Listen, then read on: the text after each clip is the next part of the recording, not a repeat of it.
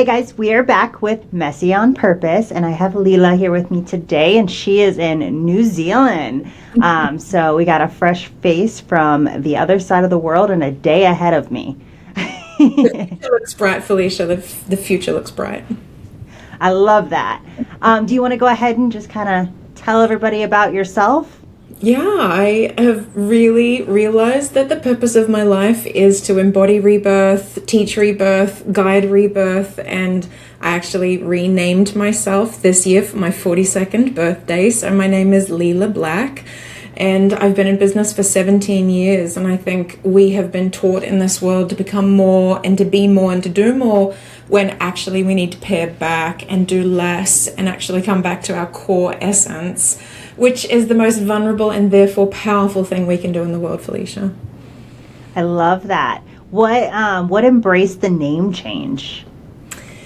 Yeah, I feel like a convergence of a few things. I'm 6 years out of no contact with my birth family. I'm, 3 years out of contact with my in-laws. I've left the religion I was raised in and re-niched in my business 7 times now. So once you kind of get a hang of kind of letting things go and relinquishing and kind of creating these sacred endings, they really do generate and birth a new beginning. And I just felt like I was actually named after my mother. I'm fifth generation firstborn girl, which is part of the lineage that I've kind of come into to disrupt.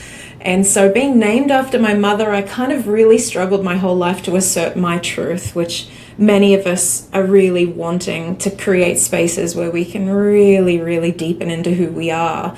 And so an official legal name change felt like this really powerful way to reflect that every time we use our names all the time, Felicia. And so rather than having a name that attached me to a past that I have really given a lot of devotion, a lot of pain to letting go of, it just felt like a really easy next step. I was trepidatious, but it was so liberating to allow.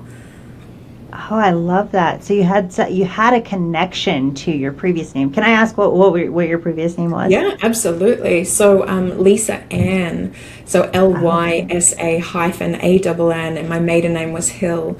And so my mother's name is Anne, and so Lisa Ann, and then trying to change when I got married to Lisa, and still the name that she gave me felt like it just had so many karmic ties to the life that she wanted me to lead and who she wanted me to be. And so really going, I actually want to live my own life on my own terms.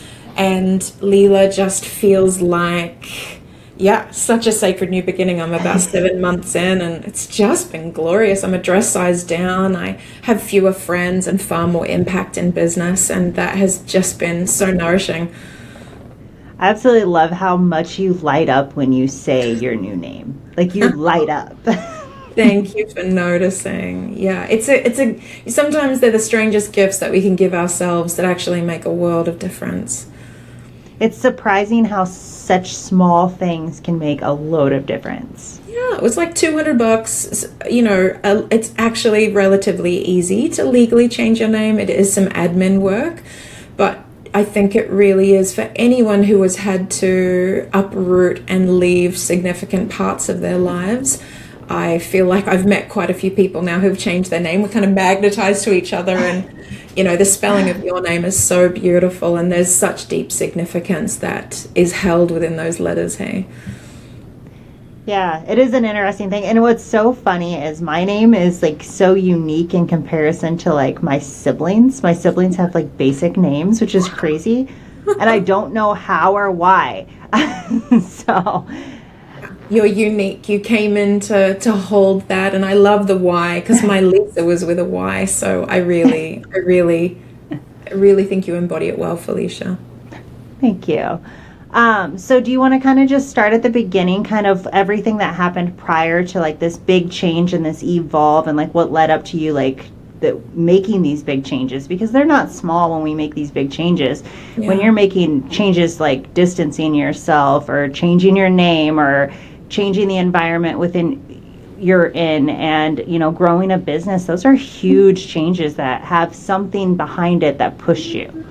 Wow. Yeah, I really feel like I got to witness an abuse of power in the organization that had been my church, that the further up I went in leadership positions, what was pontificated over, right, the pulpit wasn't actually what was operating and being executed and delivered on the ground. And for me, I just am so deeply committed to integrity. I feel like, how do we trust and co-create with one another if we can't believe the words that we're saying? And so recognizing that I had given 36 years to a religion that didn't deliver on its promises, when I had sacrificed so much. I'd given 10% of my income to that church my whole life, and realizing it wasn't actually doing the good for those in need and the vulnerable as I had believed.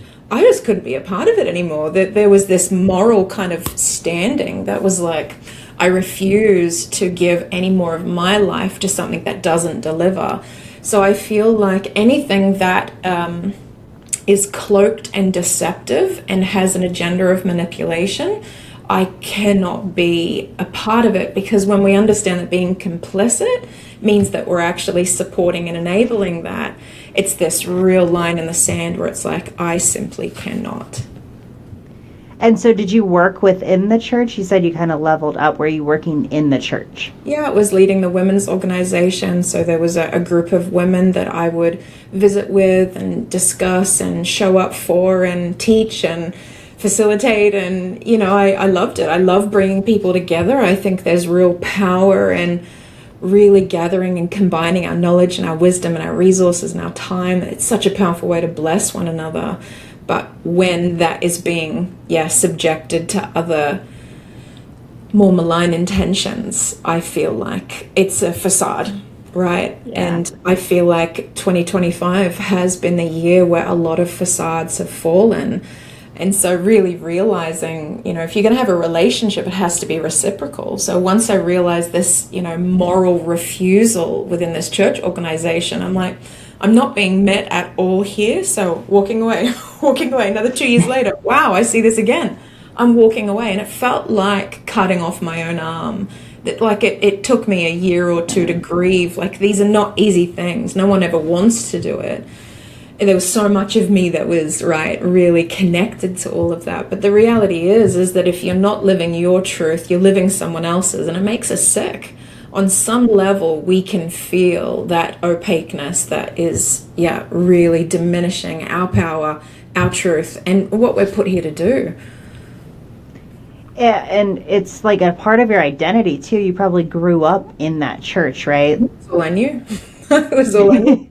My parents were, my husband's parents were, and, you know, you're taught there's all of this sin and darkness out in the world, so you don't ever suspect that this organization will be harboring it itself, right? Yeah, it's crazy how they can manipulate within it. And it's not even just the organization that you're in. I mean, there's plenty out there. There's a lot of cult-like ones as well. I don't know any details of what yours specifically was, and we don't need to blast that, but no, I agree, because there are, and any organization will be a reflection of the integrity of the leadership that stand there at the pinnacle. And so for me, I don't want to be a part of anything that doesn't nourish. And the most confronting thing was how much happier I was after bringing that ending. It was so, the joy and the peace and the freedom was so confronting, because I just had to cry and grieve the loss and, you know, this idea of false belonging, that I felt like that was family and I felt like that was home, but it actually never was. And the more true we are to ourselves, the people around me now are just such authentic, devoted people of integrity. It's just so much more comfortable. And just to think, you know, how blinded we can become to accept what we've been taught is normal. And so I think anyone listening can relate to that, right? We've all been taught, no, this is normal. Everyone does this, right? This is normally. And it's like, well, if that doesn't actually feel nourishing and good for each of us, who has the guts to call it out? Yeah, and it's like no different than just like a relationship. So like you're dating somebody and it's a toxic relationship, but you're not leaving because you're familiar with this person and like this just feels like home. It's kind of that same thing. It's the exact same thing, and we've done it, with friends, or, we really naturally do it when we move and we change countries or we change schools, or we go to college or whatever it might be, that they're the kind of rites of passage when we do make those shifts. But sometimes we allow life to take us there rather than initiating it ourselves. And this idea of really being in a relationship with someone where it's familiar, when that familiarity is suffocating, how do we let ourselves really breathe? Was it really hard? Like, did you lose? I don't know, like, exactly how your church was set up, but did you lose a lot of, like, friends and family due to leaving the church? Yeah, it was my whole world, because we're taught to socialize within that organization. So I had friends that were outside of the church, but everyone within the church, you kind of become an exile. And, no one would engage with me in conversation. There'd maybe be waves and they would just quickly pass by. And I really understood that I was a dangerous woman. That when you refuse something, people don't want to know why, because they're like, wow, that's dangerous, And so I started realizing I was like a threat, because I said no and I objected and I declined. And how horrendously judged a woman is when she walks away. That was illuminating. No one wanted to hear that it was good for us. No one wanted to hear that we were happy. No one wanted to hear that it was inspiration and revelation that called us to leave a church that we felt God telling us to leave. That's not something that people who believe in God want to hear. And I found that, really, really confronting to lose my whole way of operating in life, everything about the structure of going on a Sunday and all these activities, Bible study every day, losing those structures. It just felt like this deep cavernous hole of falling in and not knowing what you're going to find there. And you find yourself, you find who you are without what you were conditioned to be. Hey, Was it really hard to, like, adjust to that transition, or was it kind of exciting? Because some people handle things differently. Like, it could be like exciting because it's a change and you're kind of pushing against, that little rebel in us. Or it could be just full of anxiety, but I know this is what I have to do, and you just have to push through and get through it. Yeah, I feel like it was really both. It was a definitive, I remember the night that I was not wanting to pray about it, Felicia, because I didn't want to know whether I was meant to leave or not. And so I knew I needed to, but I was delaying. And one night I just couldn't sleep, and it was like 3 a.m. and I got up and I was praying, and I was like, what's going on? I need to sleep. And they were like, you need to ask us whether this is true for you or not. And I was like, I don't want to, because I don't want to face that reality. And they're like, well, that's cool. Don't sleep then. And I love my sleep. So I'm like, whoa, you held sleep over me. It was kind of like there would be no rest for me. And so the agony of having that carpet pulled out from underneath me, where everything that I had devoted my life to was suddenly void and untrue.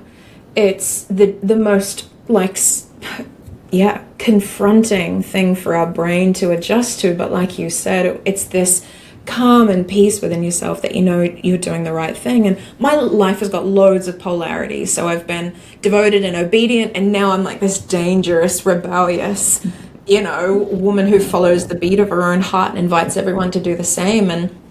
And that seems so wild, so animalistic. Like, I love wearing animal print, because I'm like, oh, I'm untamed. There is no domestication that reigns here any longer. And that makes you a confronting person. But when you know the alternative, being complicit and really allowing yourself to be so small and so suffocated, that's a level of pain that some people also don't have the privilege of knowing. So that polarity for me allowed the juxtaposition of utter terror, feeling like I was abandoning my own life and everything that I knew to be true, with the deep liberation of knowing that I was setting out on a course that was meant for me. So you get It's got to be empowering. Like, you have a confidence to you for making that big change that you needed, but it was tough. Yeah, conviction is the word I would give. And I feel like that only comes when we really digest our grief. That the grief of realizing what I had been taught wasn't true took quite a bit of time, because you don't want to accept it. But when you really acknowledge the truth, you get this conviction that if you're going to allow yourself to feel that depth of pain, then you're going to hold yourself to live to what you then believe is true. And I feel like we're not taught how to intentionally grieve. We're not taught how to name the losses and acknowledge what didn't go the way we want, because we should just be grateful and for everything we've been blessed for. And I'm like, yeah, I was always grateful, but I always carried this deep shadow of unmet grief because I didn't know how to connect and commune with it. You know, we're taught how to grieve the passing of our loved ones. We go to the funeral and we all cry, we wear black and we eat food and make small talk. And I go, that's not actual grieving, because whatever we've removed ourselves from, the part of ourselves that was connected to that experience also dies. And when we're just not prepared to really know how do you be with the parts of yourself you've cut off, and you bury them.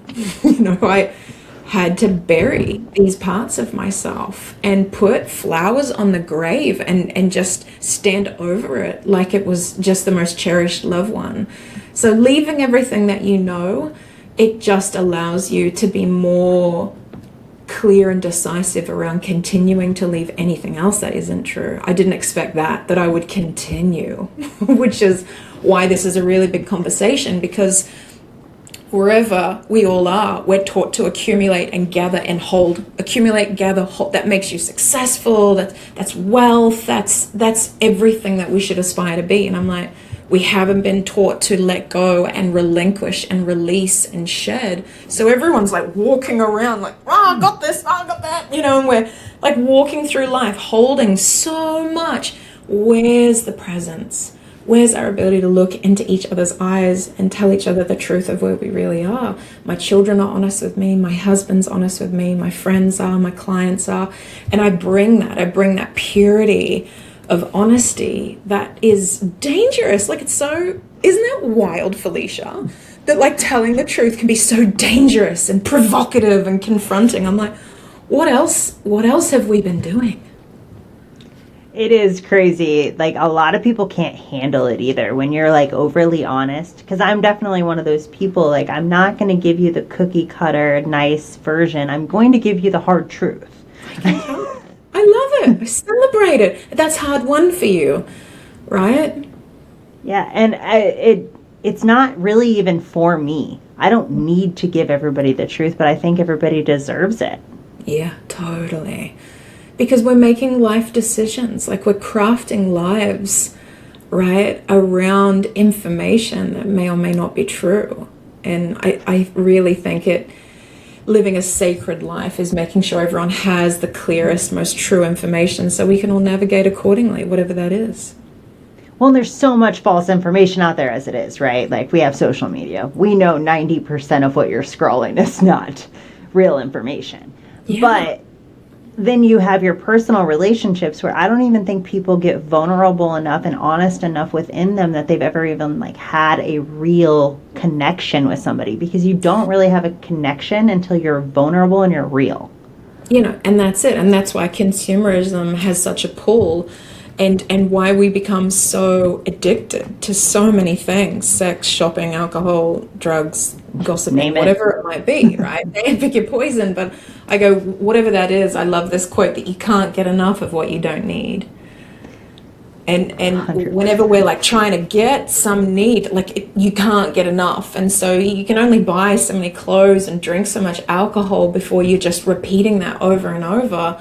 But the core of vulnerability is actually being in our true essence, where we are so powerful, but we have no control. And this is where we don't have that attachment to, if I do this, then this will be the outcome, right? So we've been taught socially to manipulate and coerce and deceive so that we can get what we want. But I go, where's the end of that? And when do we stop doing that with our partner? And when do we stop doing that with our children? And do we train our children to then move in the world, replicating that behavior? Like, that's so abhorrent and repulsive for me. I would rather tell the truth to someone and have them go, I can no longer be connected to you because of that truth. And I go, I respect that. Like, go well. Yeah. And yeah, I think that's so liberating. And now the belonging that's possible when you truly meet with someone who hears and knows your truth and then reciprocates in acceptance and appreciation and regard, that level of safety, I didn't know that. I never had that. We called each other brother and sister at church, told my family that we loved each other. But you just go, where is it? Like I'm chewing and I'm chewing and I'm not getting anything. I'm still hungry. And I think that soul level hunger, it's just really screws us over because we're desperate for it, because we need sincerity, we need genuine connection. And I think a lot of it's shaped around, so people kind of hide who they are because they want everyone to like them. Instead Yeah. of settling for the fact that you don't need everyone to like you just need your people to like you. Yeah, and the contrast is when you have 100 people that don't know you and pretend to like you and pretend to reveal who they think you'll like in them, that level of game playing takes up so much bandwidth that nothing can ever evolve, nothing can happen. How do you form a romantic relationship when you've been conditioned to be in that way, right? And all you're going to do is attract someone who is going to unconsciously deny and deceive you into thinking that they are who they think you want them to be, which is such a perilous game. Such a perilous 18 years into marriage with my husband, and we are such different people from when we married. And I think that was, one of the blessings I felt most fortunate for, is to retain my marriage. And that wasn't a given. I've known plenty of people to leave church organizations and their marriage did not make it because that was our bond. We dated because we were in church together, and that was everything that we were tracking our lives on. So I feel like people don't maybe sometimes have the taste and the texture of what sincere, devoted, genuine love actually is. And if we knew what that tasted like, we would never be willing to eat all of the other muck that we've been taught is delicious.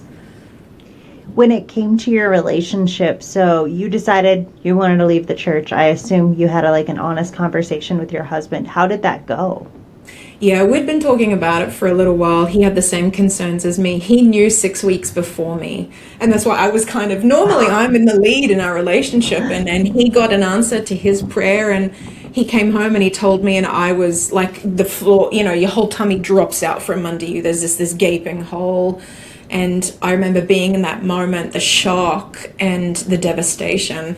And that was me being like, okay, I can accept that for you, but I'm not ready yet. And that's why I was delaying getting my answer, because I knew if I knew, I'd need to do something about it. So he actually said, well, I'll stay with you and I'll support you and I'll keep coming to church with you until you're ready. And once again, you cry with appreciation, because the generosity for someone to do that, because it didn't bother him once he knew. He didn't like it. He didn't want to be there. But he also didn't want to abandon me or shortcut my process to find an authentic answer for myself. And this is where I'm like, I really lucked out with this man. Like, what a gift to have someone hold space for your decision making. And this is where, above and beyond beginning our relationship in the church, is that authenticity and integrity were also core values for us. And I chose him because he kept his word and he told the truth even when it made him look bad. And I was like, I can partner with this, because you got to tell the truth sometimes. It's not always pretty, like you're saying. And I feel, really, really fortunate. And I now cultivate so much reverence for honoring other people's space and timing to come to their own decisions for that reason. That was real medicine for me that day. Yeah, I can kind of relate to the whole honest husband thing. Mine's the same way, and that was definitely a quality that you appreciate, even if they say the wrong thing to you sometimes. Yeah, it's always what we want. But it is, it is wholesome. I'm so glad that you've been blessed with that too, Felicia. It makes a big difference. So that's interesting. He left the church first, basically. He left. In his mind, he was gone. He was gone. Yeah, 6 weeks Yeah. he waited. And then we went through due diligence, and because we're in leadership positions, we met with our leader and then the next leader up, and brought our concerns forward. And the response was also shocking. Like, oh yeah, we know there's discrepancy, and we know that the funds are not always used for what they say they were. But we want to be in heaven forever with our family, so we're just going to, there's so much reprimand from up to down, but there's very little feedback systems available to give feedback to your superiors. And once again, right, this is a patriarchal construct, and so of course there's no pathway to hold them accountable. Like, you kind of start realizing oh, that's why that was the way that it was. And so once again, we were devastated to hear that we thought we must know something no one else does. Like, no, we know, we're okay with it. And we're like, ooh, we're even more not okay now. And they kept on encouraging us, like, yeah, you might need a bit of space, but as soon as you're ready, come back. And we're like, you're not hearing us. We're out of here. And we are not coming back. And so that's like these, where it's just like, no, don't leave. And it's like, why? Why wouldn't you hear that, right? And this is where this conditioning can just distort us until we're just walking around so covered with so much agenda and so much falsity that you have to keep on weaving more, right, false agenda and falsity on top of it, and blah. It almost feels like they like tell you that you're gonna fail and you'll be back. You know what I mean? Yeah, that we're going to be wrong, that we're going to, we'll forgive you. You come back and we'll forgive you. Because everyone's waiting for us to like be sinners, right? They're waiting for us to have like fornicated or done something wrong or bad, and we left because we were sinners. And it was just like we were keeping all of the commandments and being obedient right up until that moment. But once again, that doesn't make for a good story for them. And so I'm like, that's cool. I don't need anyone to approve of my decisions.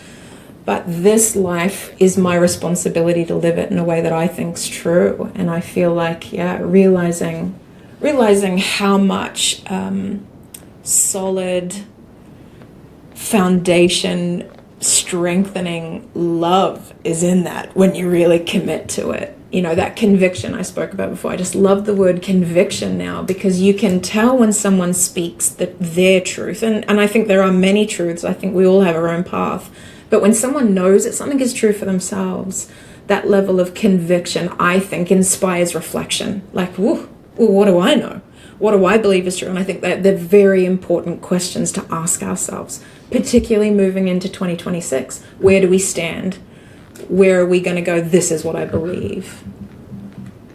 And how long has it, you said, that you've been out of the church? Yeah, 6 years, 7 years. It was in 2018 or 19. Did you guys both have jobs outside of the church too, or did you have to Yeah. But it was our whole social world. So, I was probably, just left with, 2 handfuls of friends, and you don't really know. So we didn't ever really belong in the church, but then leaving the church, you're such a unique person, you don't really fit in the outside world as well. So I tend to really connect with people who have been put or placed themselves on the outside.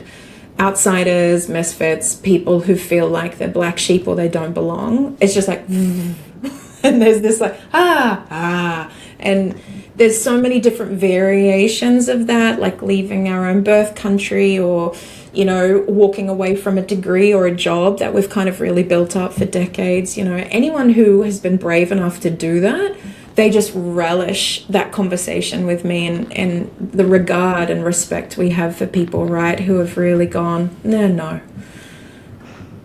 It is, it's almost like the type of people you attract, right? So like if you're in the church and stuff, you're going to be attracting those type of people. If you're a little bit more of an outsider, you're going to attract more outsiders. It all really just depends on who you are and what you put out there. You're not going to attract people just because you want to attract them, right? You have to be that person. Well, and we can't pretend to make out that we are the thing we want to attract either, right? And too. Is a really big part of my work. That where do we pare back and really get honest with ourselves about who we really are? And as we do that, we meet with the people who have really come to acceptance with who they are as well.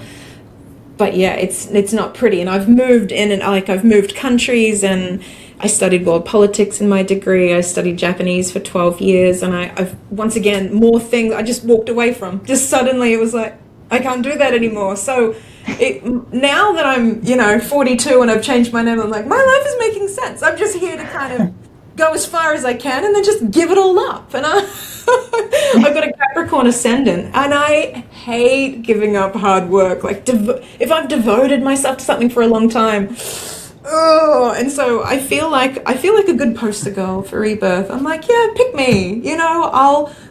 I'll do that so that anyone else who's really teetering on whether they stay in deception with themselves or actually go with what they know to be true can just receive that little bit of confirmation that it is always better. And the life that opens up every time we step across that threshold of whatever we've left behind, it's infinitely more like we, in walking away from my in-laws, we walked away from our first home. It was devastating for me. My parents always rented. We moved a lot when I was younger. So that was my first house in my whole life. And so walking away from that, the grief there, that you acquire something, right? We're taught that's success, you've acquired it. And now to relinquish it, I'm like, well, now I'm further behind. And then not 2 years later, we received our current house, which is far more beautiful and perfect and a sanctuary of peace. But you don't know, and I think that familiarity you spoke about with the relationship is what jams us up, is that we go, oh, I know this. But we don't know how good it can be on the other side, which is the privilege of listening to each other's life experiences. We can be that little bit of a sign for one another. There could be something better for you on the other side. And I believe when you act right with authenticity and conviction and embody who you really are, life has so much prepared for us that we would never hold on to some of the less than right resonant people and situations if we knew the glory of what was waiting for us. Like, that's what I want to be like, oh, like just trumpet that into the world, because I wish I had done all of it sooner, Felicia. And that's been the grief I've been moving through still. I really wish I'd done it sooner.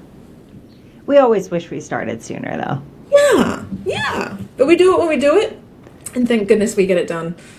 Yeah, that's all that matters, is that you eventually take action on what needs to be done. Yes. So tell me a little bit about kind of where you're at now. So it's been 6 years later. You said you're still kind of working with some of the grief. You have a new group of friends, new circle you're running with. How is everything? I think buoyancy would be my word. There's this kind of lightness and effortlessness of the right things coming in at the right time, and then co-creatorship. So in my past, I probably shouldered a lot and pushed a lot forward, whereas now it's just so much more light and easy to be who I am and hold what I know is true for me. And then other people just gravitate towards that. So last year, I actually invested a whole year into intentional grief. I put my business on part-time and really reduced my work. All my clients knew I was actively grieving. They loved it because they're like, you're really modeling for us the bravery to go into the feelings that we're taught to ignore. And I live 10 minutes from a mountain, and there was this regular hike I did, and there was a grief portal. And I would just stop at this particular place. And at the beginning, I said a prayer and just said, what do I do with all of this grief? It felt like there was an ocean within me, and every day the current was moving in a different direction. And it's so enormous to live with severe and I think we all know grief this year. Like last year, I'm like, maybe 50% of us are there. This year, everyone knows deep and devastating grief: loss of a parent, loss of a child, loss of a friend, loss of a career, loss of a house, loss of a beloved pet, loss of who we once were. And in that prayer, I was told, and I pray to Mother now. There's no Father God in my world. I'm like, Mother God. And I said, what do I do with all this grief? And she said, just pour it out a little bit at a time. So I would go on this beautiful hike and reach this place and then just sit and just kind of let my tears flow. But there's something that I would be releasing or letting go of. We have all these attachments mentally to how things are meant to be and what you think you deserve and what you think you need to be happy. And I just had to keep putting them all down. And so that was my 2024. And 2025, I was like, oh, I'm starting to feel okay. I didn't feel happy for 6 months this year. And the last few months, I'm like, I've never felt this much vitality. I've never felt this much clarity. I feel very fortunate that I am acquainted with who I really am, and that is known in the world on a personal and professional level. So yeah, I've started a community this year. So I teach feminine business resonance and really guiding professionals who love serving people to really get present to their own grief and allow that to bring renewal and conviction and keep shedding professionally who you thought you were and what you wanted to be, and really sincerely show up in that vulnerability we spoke about before, because that is what we are craving. We want to hear from real people with real stories and their real heart. And the moment you're near that, it is just the most encouraging, fortifying, strengthening elixir, because we all have to keep doing it from here on. So I really feel like I'm alive, Felicia. That's amazing. So I do want to dive into your business a little bit, but I can just out of like curiosity more than anything. Yeah, please, where do you want to go? But before we dive into that, I'm curious on, so you're clearly still very religious in some way. You have some type of faith, right? Like not necessarily tied to a specific religion. Yes. And I think that's huge. So I want to talk about that a little bit. And the reason is because like I have faith too, Yes. but I don't go to church. And a lot of people within a church feel like if you don't go to church, you don't have faith. Yeah, no, exactly. Well, and I think what's wonderful is that I had very close friends from different religions growing up. So I'm the sort of person who always had friends with different beliefs. And that's always been really important for me. I think when we're in the dark on our own, you've got to know what you believe in. And I would never throw shade on anyone's belief, because if you don't have that, I wouldn't be here, right? I think many of us can say that. And I have respect for people who don't believe as well. I don't know how they do it. Like, I can't, I'm not that strong, I'm not that capable. But, for me, the dismantling of my religious framework that I had built a life and an existence and a family around, right? We taught our children as well. It's a grueling process, because the baby in the bathwater is like, well, you can throw out the bathwater and keep the baby, but it's not that simple, right? There's an intricate puzzle of really navigating, okay, well, now I know that isn't true, and then you don't know where you can hold attachment to something else being true or untrue. You've got to pick up every piece and turn it around and upside down, but suddenly that piece could be connected to 20 pieces, and suddenly you've lost a whole pillar of your life. And so I feel like people that I've met, and I've met quite a few people now, as we do after we've gone through this journey, who have dismantled their previous belief system, they talk about it being very tentative and arduous to actually adopt any new belief. So luckily for me, I actually had something to go back on, that as a child, I felt a deep connection with nature. I felt this real reverence for life and for animals and babies, and this kind of idea that life itself has an intelligence. And so now I can connect with, okay, mother life, and this universe can be a great womb, and we're inside being connected to her still. And so for me, I actually went back to something that predated being taught. But still, I mean, that was so complicated, Felicia. And whenever I listen to other people's beliefs, I think there's a sacredness to that space. And like, we don't share it with everyone because it is so, so valuable, right, for us. I wouldn't wish it on my worst enemy to have to rebuild your belief system. I would never, ever wish for that for anyone. And thus, I really feel like I've been given a gift of real grace and compassion when people are dismantling something. I can really slow the moment down and bring a lot of grace and tenderness so that they can kind of sift through with soft music. Because sometimes we can't look at something until someone is there with us having done that process, right? Because it's just, we go, wow, I can't. I don't want to die at 10,000 more deaths. And I just go, I'll die 10,000 more. Like I'm in at this point, Felicia, right? It's not getting out now. It's as you do it more, it's almost like, all right, what's next? Oh, I get excited. I just go like reefing around in my heart, shake it up a little bit, see what rattles, and be like, and who do you belong to? One of the biggest things that I've found actually in this process, which is, I think, fascinating, tell me if you like this idea, but inherited shame. that when I was dismantling my religious beliefs, I actually found this truckload of inherited shame where I'd been taught, right, systematically, this makes you bad, this makes you wrong, this makes you bad, this makes you wrong. And I went, you tinker with it a little bit, and I'm like, wow, that's really not true. And so in throwing that out, and this is why I just love the process now. I'm like the Marie Kondo of the heart. I'm just like, how much can we cast out and actually find a homecoming and a belonging with being who we really are in the world? Because living in our own bodies is the only place that we're ever truly going to stay in this world. And a lot of people don't actually know who they are or what is true for them. And I feel like what a reclamation to be able to actually find home within. I think that shame you're talking about, it's not even just like, obviously church values throw a lot of that, right? There's so much that you're just completely wrong if you do anything wrong. Yeah. Yeah. But Yeah. you get that too in like your family as you grow up. Like there's things that you're shamed for. You get it in school, for not abiding. The country, that you've grown up in as well. Yeah.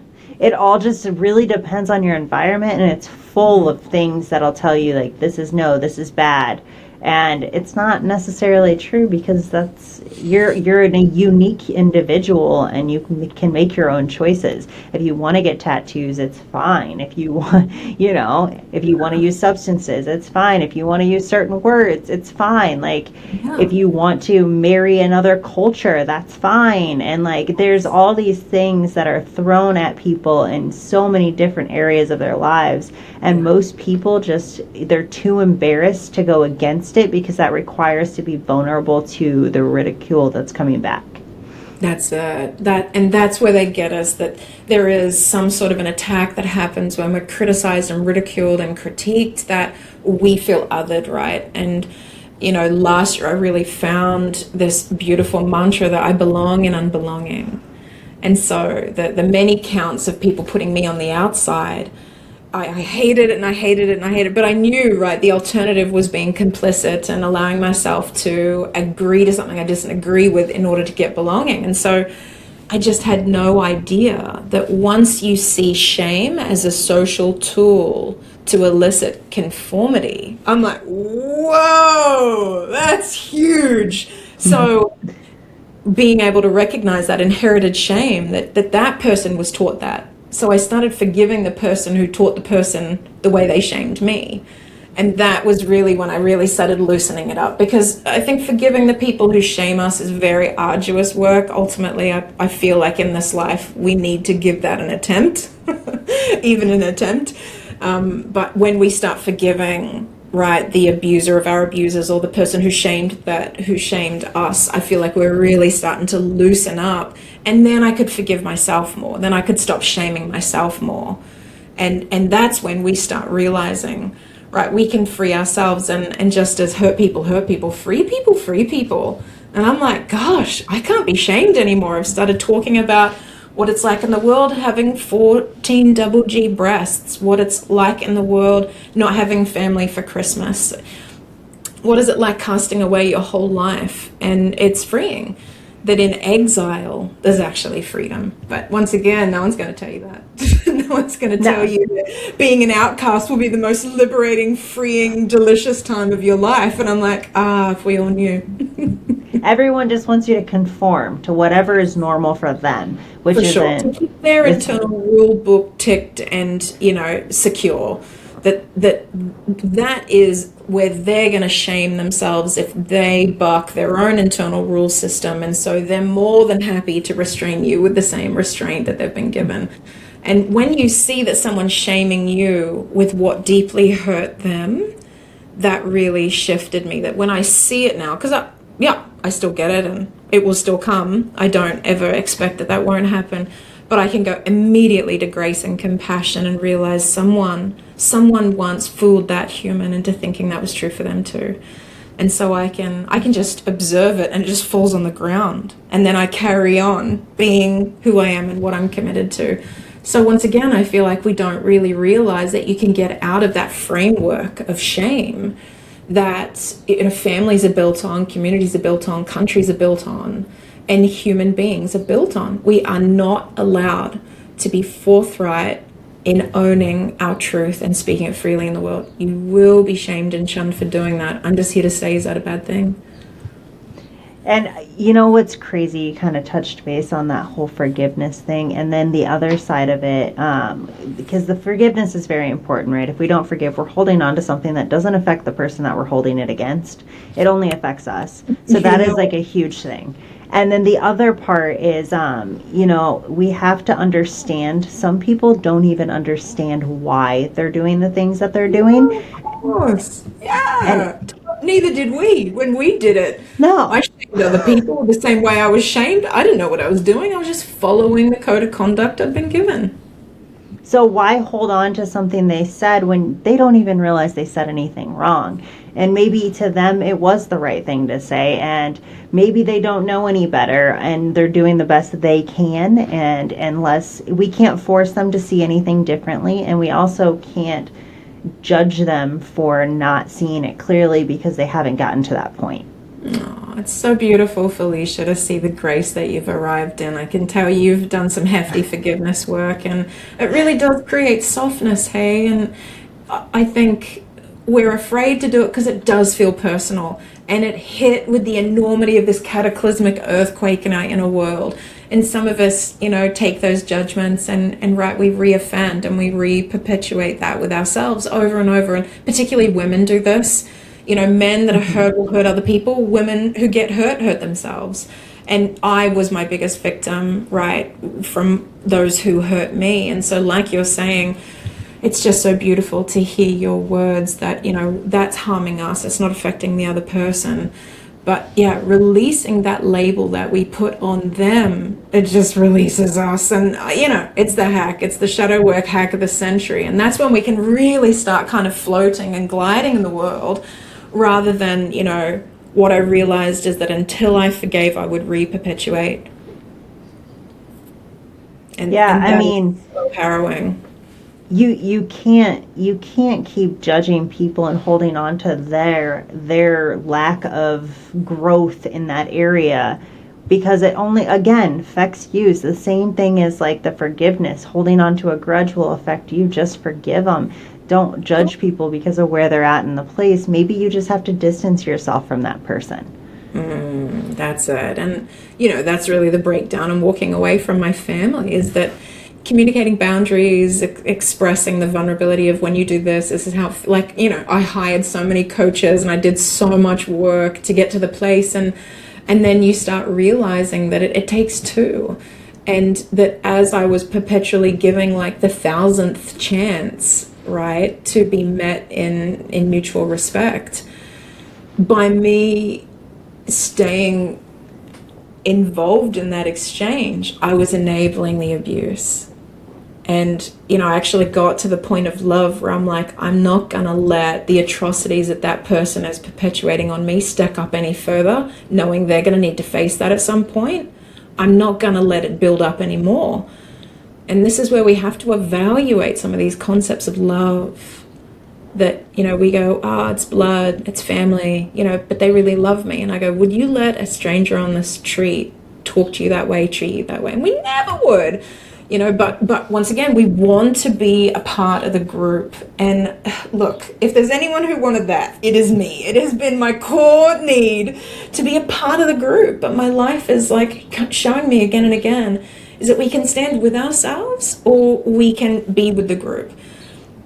And for me, I had to realize that there was that very important decision that when you stand with yourself, you stand with people who can stand with you of their own free will. There's no control, there's no coercion, there's no manipulation needed. There's some people that just want to stand by you because they are committed to the same things as you. And I'd never seen that modeled. That for me now sincerely feels like the most genuine love. They're the people that I have around me now. And I wish I could transmit that, right, to that version that I was, who was desperate. And as I said, you can't get enough of what you don't need. And so when they're saying, I love you, you're like, but I need more, right? And then I look like the desperate one when they're just feeding me empty food. And I'm like, chowing down, going, I'm going to feel full at some point. Do you have more? Do you have more? And it's just like, there's nothing in it. There's nothing there. Well, and you don't need as much from other people when you're content with yourself. That too Yeah. is huge. Huge. So I definitely want to. I know we've been kind of going on this one for like 50 minutes, but I want to dive into your business still too, because I want to just learn a little bit about it and like tell other people about it too. And it's along the lines of everything that we've been talking about. So it's definitely a great thing to share to help people that are, stuck in those places that we were both stuck in before. That's it. And I feel like, business is just another context for all these things that play out. We do these same things in business. We pontificate, we try to create the illusion of who we think will be worthy of value and wealth and receiving money. And then you got to prop that up. You got to keep building it up in the background and, using alcohol or, not being present to the people that are in our lives so that we're pretending so much. And I think for me, I'm 17 years into business now, and I started, as a life coach, and I was 6 years in eating disorder recovery, and then I did 3 years in what I called heart healing, toxic parent recovery, because that's where I was in my life. And wherever kind of the mountain that I get to the top of, then there's all these people that they're at the bottom, and they go, "Can you take me there?" And I was like, "Oh gosh, well, I love the journey. Yes, let's go." And so I feel like, we've been taught that business is this place where we convince everyone that we're successful. And then we try to elicit the money to transfer that success. But I think when we really commit to actually really making that journey to the top of our own mountain on a personal level, there will always be people that go, how did you do that? Like, what did you take up? What track did you follow? Are there any tips? And I feel like that's all my business has been as I kept on progressing through different niches. There would always be this group of people that said, yeah, but how'd you do it? And I feel like feminine business for me comes from the integrity of reflecting the truth of the journey that you've been on. And I think that's why, the blessing to be on this podcast with you and start sharing these stories is that professionally, at some level, we're pretending. I mean, you have to kind of just figure it out as you go, right? There's not a answer to everything. Yes, we have Google, we have ChatGPT, we have all of these tools, but like, there's not an answer to how to build a business or how to work through your feelings or your situations or your traumas and things like that. You have to dig deep into yourself, and that's how you kind of figure it out as you go. And then you can share your story, and yes, it'll resonate with so many people, but it's not going to be exactly the same. No, and allowing that evolution is what I teach. I've been specialized in rebirthing for 7 years, because the further we go, the more we realize where we are pretending and where do we want to become more committed to being that sincere, genuine version of ourselves that's more vulnerable, as we said before, and therefore more powerful, because the magnetism of that vulnerability is exponentially more expansive than the version that we were conditioned and taught made us valuable. And so it's kind of this, shedding process where something's unraveled in our life. Often for my clients, it's on a personal level. And, they're all leaders and they have this incredible body of knowledge, but the grief that's there, they can't keep up with the operations that they used to. So we restructure their business and the way that they represent their title and their new body of work and pare it back and really reduce it. And that is able to just amplify and expand so dramatically.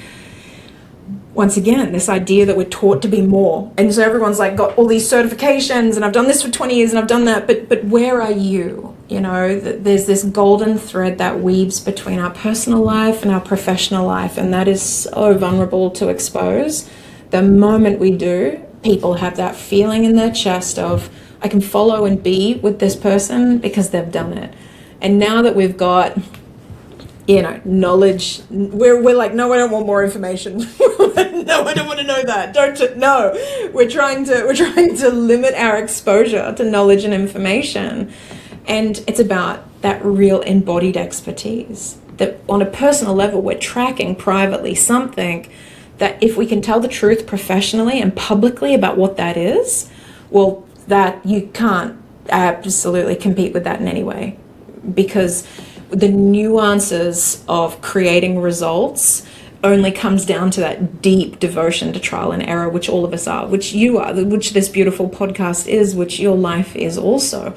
And they're the parts that we've been taught in business are not actually valuable, when that is now the only value that's left. It's so funny because people will put up this image that they think people want to see. Mm-hmm. But people will resonate and connect with somebody who is more vulnerable, puts the mess out there, and just kind of shares whatever it is they have going on in a clear and honest, vulnerable story. And I've seen it, so that's why I started this podcast. And I've said this so many times, but I started this podcast because it was because so my husband was part of mentorships. We would go to meetups. You see everything on social media. That's all the highlight reels. And honestly, like, I started this because that's not what everyone needs to hear. If you're in a mentorship, I don't need to know that you did these things and got successful. I need to know what you messed up on. What was the mess in between, right? Where was the nitty gritty where you grew and you had to adjust, or where you almost failed but you kept going? Those are the things people want to hear. And I think sharing those makes such a difference. So that's kind of what this is all based on. Oh, snap. Really beautiful to hear that from you. I didn't realize the value of how potent vulnerability could be until I started realizing that the personal trainer that I had was secretly a bulimic, and she confided in me. And someone that I knew in my local community was a relationship counselor, and she can, so my life, Felicia, is people just tell me the truth. It's been my whole life. It's my magic and it's my curse for sure.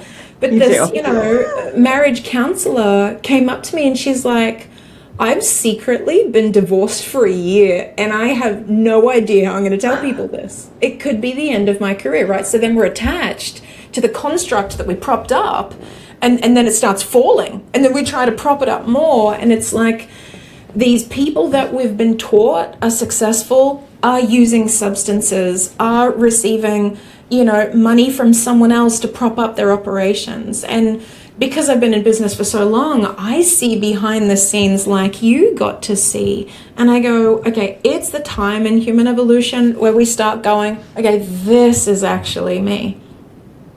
Right? And that is what I feel so blessed and fortunate has always allowed me to prosper, and therefore give me the time to keep on pioneering, because so many people aren't good at honestly grieving and finding belonging with their truth. And so I know the texture of when your body quakes and quivers for 3 hours because you don't know how you're going to keep existing after you've just lost your whole world. I know you will breathe again on the other side of that. Go into it, go deeper. And I love that you are committed and prepared to share some of the mess so that we can actually find the relatability of, I don't follow someone who's perfect. I follow someone who is loving and courageous enough to show me the shitstorm they passed through in order to get to where they are now.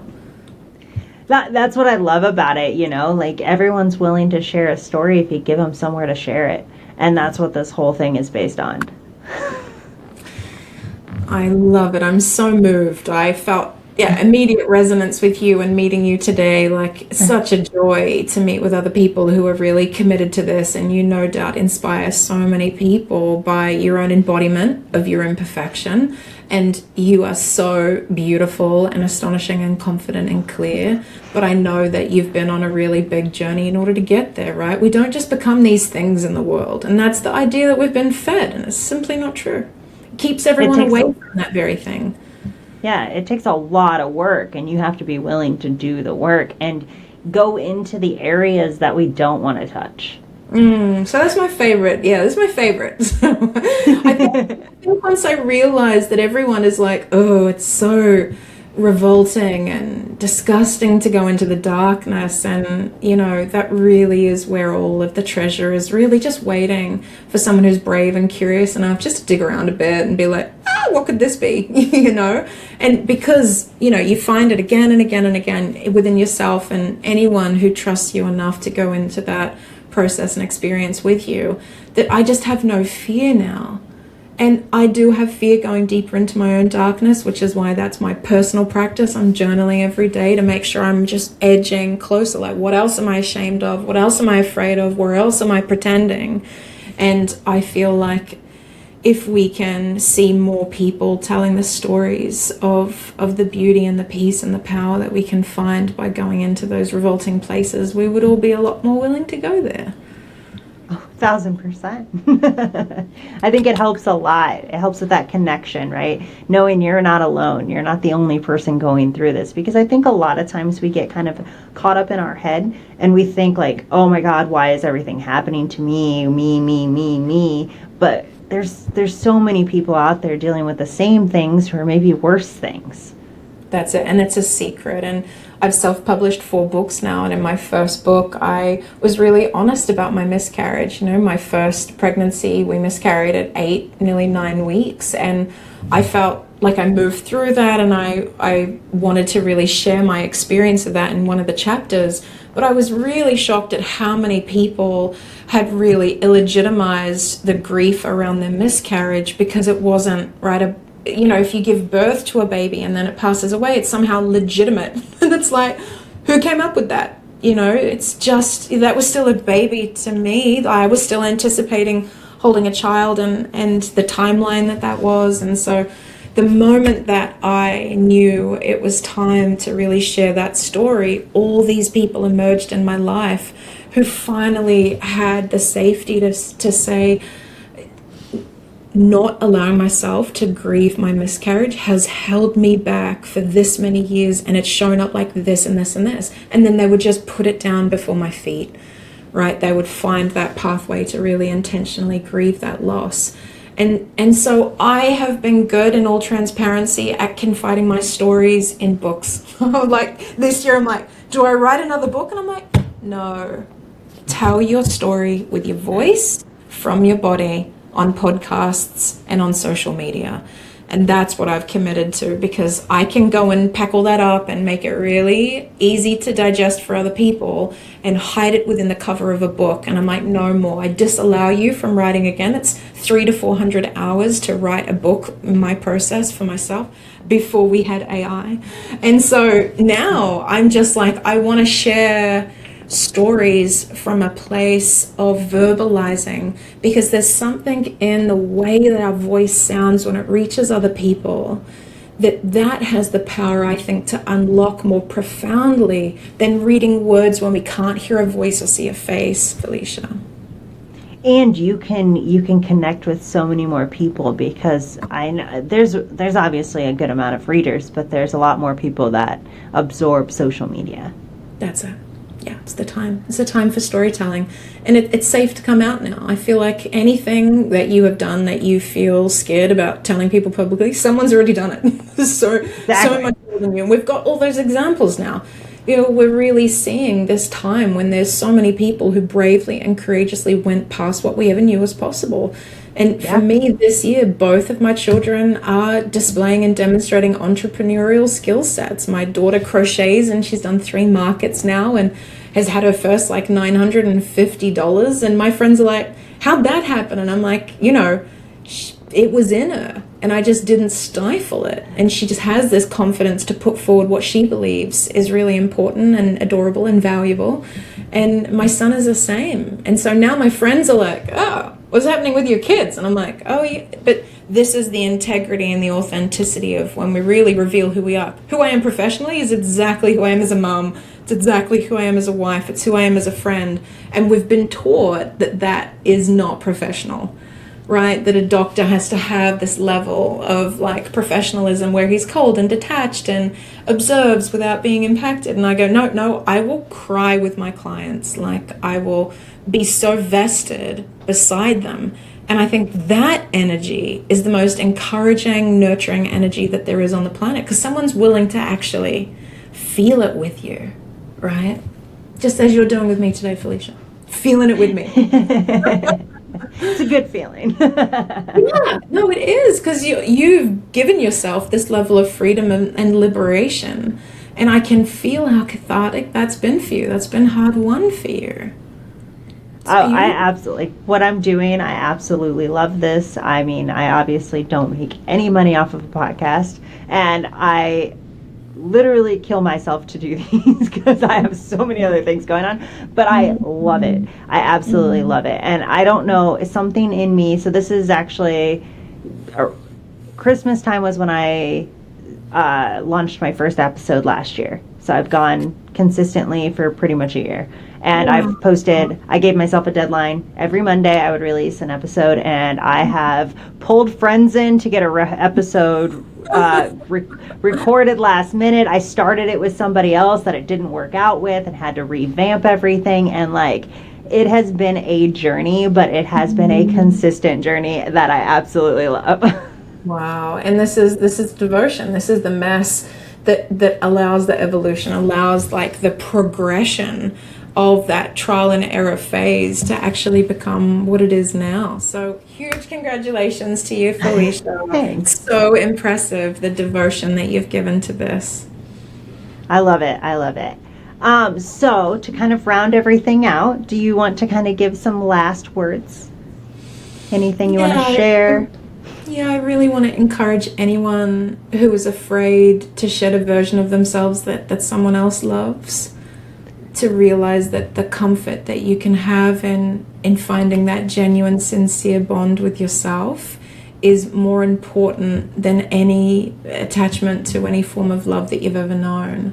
And that the moment you give that to yourself, you'll be able to see other people giving that to themselves too. And so I feel like the more we can embody this personally and professionally, we're actually going to move towards a world that's actually for everyone, right? Where we actually have the ability where everyone's catered to, everyone's considered, everyone is seen, everyone is witnessed. And we all have the capacity for that. But we've just been given this very, very narrow bandwidth because we're so caught up with the pretending and the masquerading that there's so many people not being seen, heard, supported, and it's not okay. I love that. I love that. Um, well, I thank you so, so much for coming on, talking about your story, and really giving some great conversation back and forth, good advice for everybody. I think both of us kind of got a little vulnerable here, which is nice. Beautiful. I'm so moved. So until next time, guys, Mm, bye. thanks so much, Alicia.